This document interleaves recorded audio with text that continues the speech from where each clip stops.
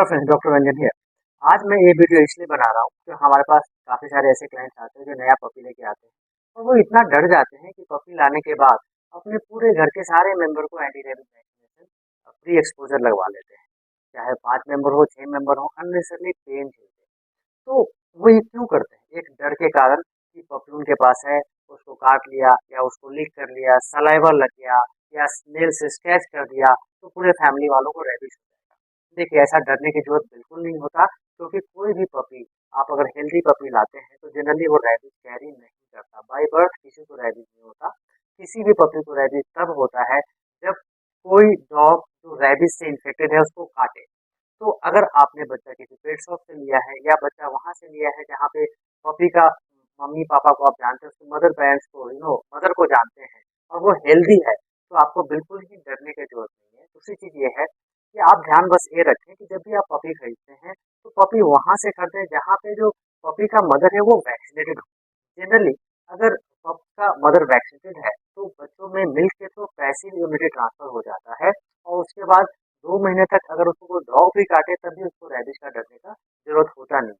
तो अगर आपने अच्छे रजिस्टर्ड ब्रीडर से पपी लिया है या वहाँ से लिया है जहाँ से आपको पता है कि उसके पेरेंट्स वैक्सीनेटेड हैं, तो आपको डरने की ज़रूरत बिल्कुल नहीं। दूसरी चीज़, अ, नो जनरली जो पप होते हैं दे आर मस्ट सेफर। अगर वो बाइट करता है, अपोज प्लेइंग एक्टिविटी होता है, उनके पास हाथ तो होता नहीं, मुंह होता नहीं कि आपको बोल के बताएं, तो जनरली फेशियल एक्सप्रेशन आपके साथ खेलने के क्रम में, पंजा मारने के क्रम में नाखून लग जाएगा, दांत लग जाएगा, दांत कभी बहुत जोर से लग जाएगा, काफी डीप लग जाएगा या सुपरफिशियल भी होगा। बट इरेस्पेक्टिव ऑफ दैट, ज्यादा डीप है कि कम डीप है, आपको डरने की जरूरत नहीं है। उससे कोई फर्क नहीं पड़ता। अगर पपी हेल्दी है और उसके पेरेंट्स वैक्सीनेटेड है तो आपको डरने की जरूरत बिल्कुल नहीं है। हाँ, जो प्रिवेंटिव केयर्स है, जैसे कि अगर आपको टेटनस का वैक्सीन नहीं लगा है पिछले 5 सालों में और दांत लग जा रहा है तो आप टेटनस का वैक्सीन लगवा लें। दूसरा, जब भी आपको पपी बाइट या नेल बाइट है तो पर्सनल हाइजीन का ख्याल रखें, जैसे कि आपको पता है साबुन से हाथ धो लेना, हल्का एंटीसेप्टिक अप्लाई करना।